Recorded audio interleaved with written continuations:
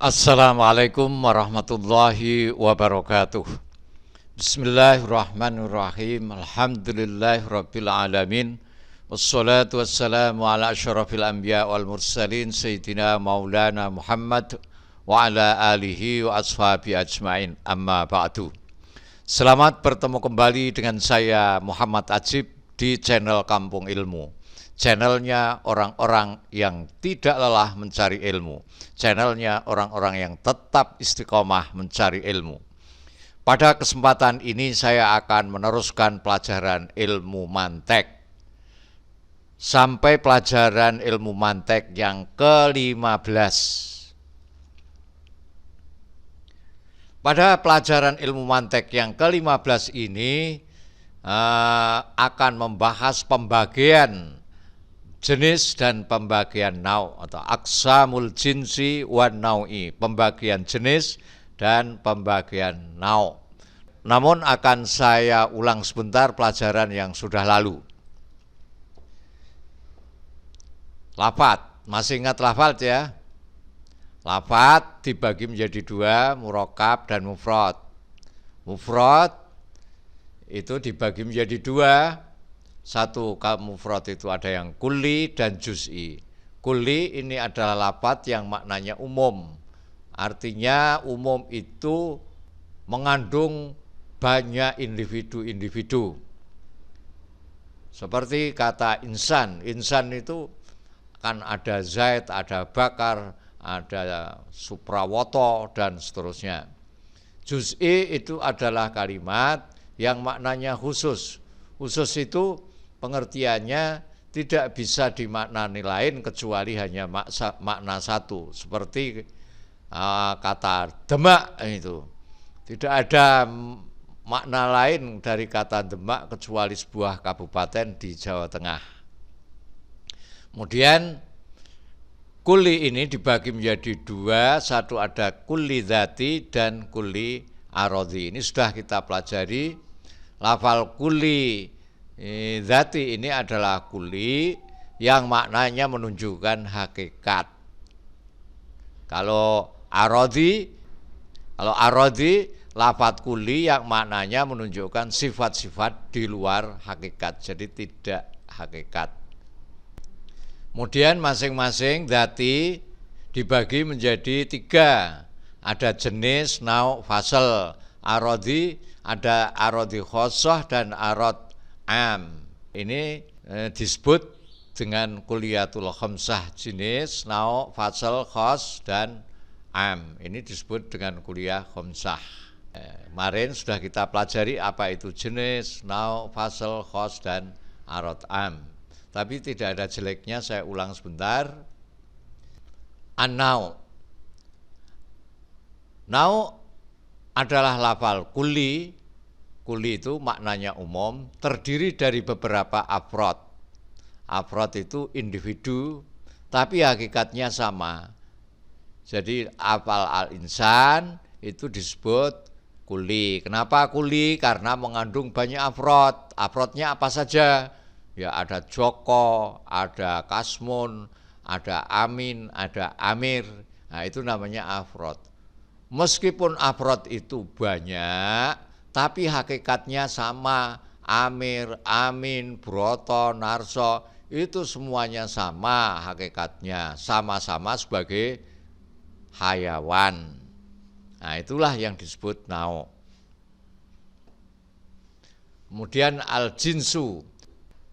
Al-jinsu ialah lafadz kulli. Lafadz kulli itu maknanya umum.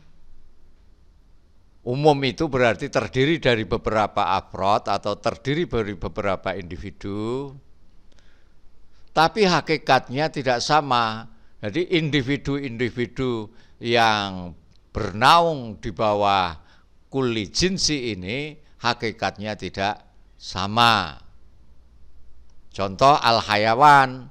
Al-hayawan itu meliputi manusia, binatang, termasuk sapi, termasuk kambing, kerbau, ikan, dan lain sebagainya. Kemudian al-fasl. Fasl itu adalah sifat atau beberapa sifat substansial, sifat yang pokok yang dapat membedakan satu individu dari individu lainnya yang hakikat jenisnya sama. Misalnya ini jenisnya sama-sama hewan, terus kemudian dibedakan oleh fasel. Fasel ini fungsinya untuk membedakan antara satu hakikat dengan hakikat lainnya hewan. Membedakan antara binatang dengan manusia, itu anatek gitu. Kalau kamu bingung, ini tak kasih contoh yang gamblang. Pengurus NU. Pengurus NU itu merupakan nau. Karena apa kok nau?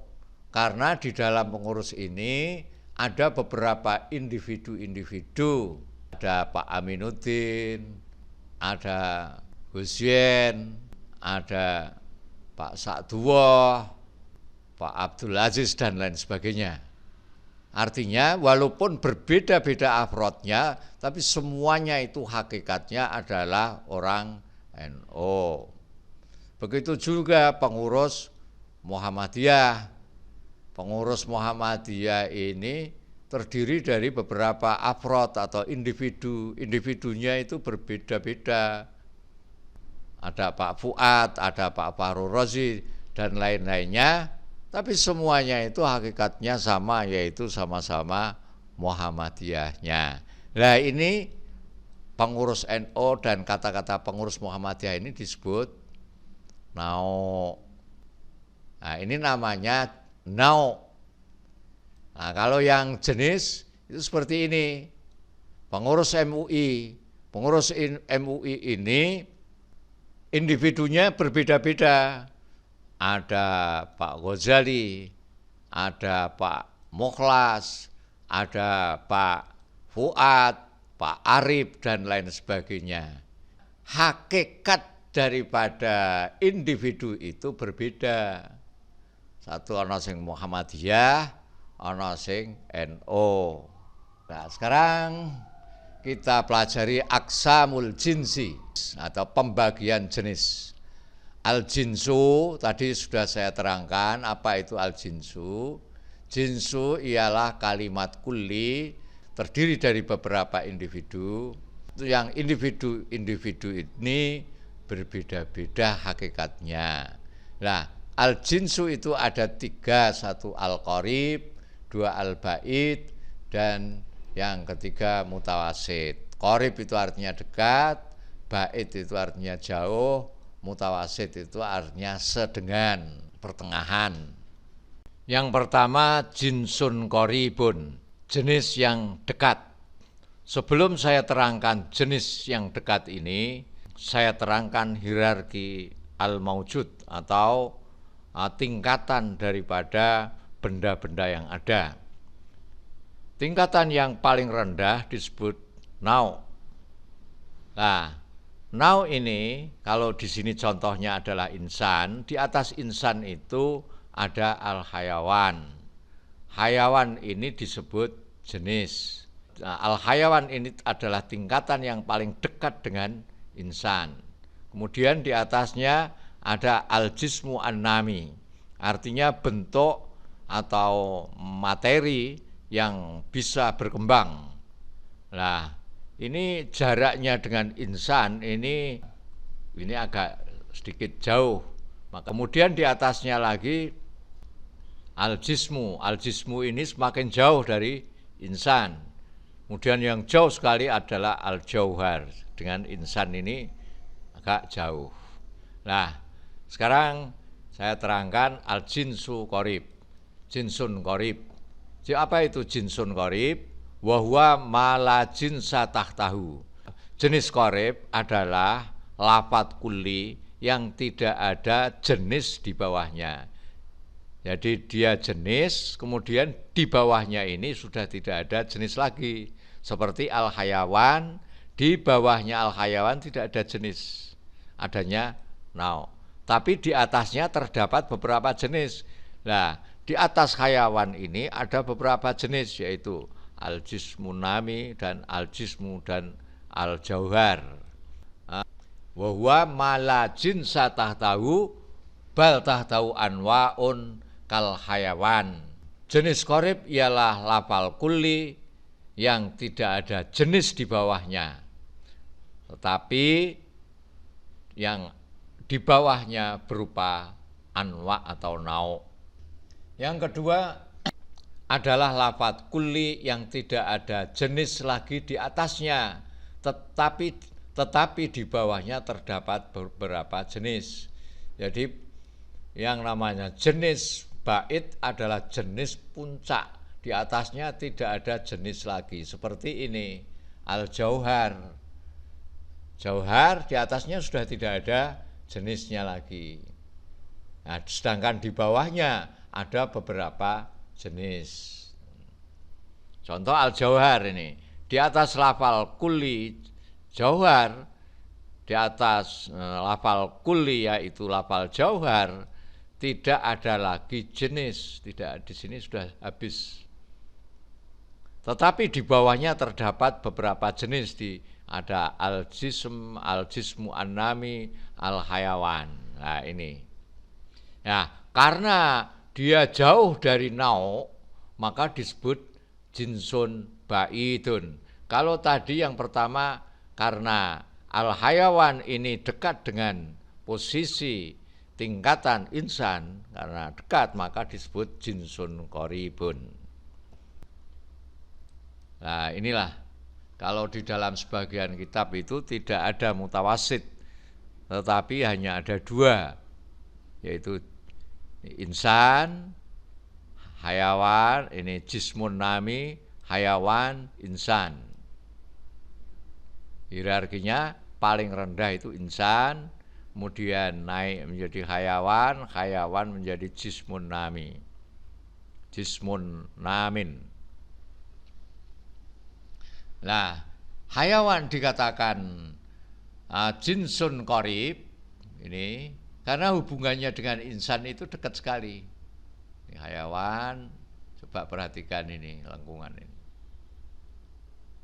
Terus jismun namin itu dikatakan jinsun qorib karena hubungannya tidak terhalang langsung ini. Tapi jismun namin kalau dihubungkan dengan insan itu jauh dari sini melewati hayawan terus ke sini. Ini jauh. Nah, seperti walita kribil amrun syabihu ma sabaqa bil insan wa abi wa ajdadihi wal abu kal jinsi al qorib. Saya untuk lebih jelasnya itu hierarki itu seperti ini. Anak ini hierarki paling bawah, misalnya saya Ajib, di atas Ajib itu Bapak Hadik Amin, di atas Bapak Amin itu ada Simbah, di atas Simbah itu ada Buyut, ya seperti itu. Di atas insan ada hayawan, di atas hayawan ada jismun namin. Nah itu kalau sebagian kitab malah lagi ada di atas jismun namin ada jismun, kemudian ada jauharun itu. Kemudian ada jinsun mutawasitun. Jinsun mutawasit adalah lafaz kulli yang di atasnya terdapat jenis dan di bawahnya pun terdapat jenis. Contoh an-nami. Ini perhatikan. Al-jismu an-nami ini. Ini dikatakan jinsun mutawasit. Kenapa? Karena di atasnya itu ada jenis dan di bawahnya pun juga ada jenis.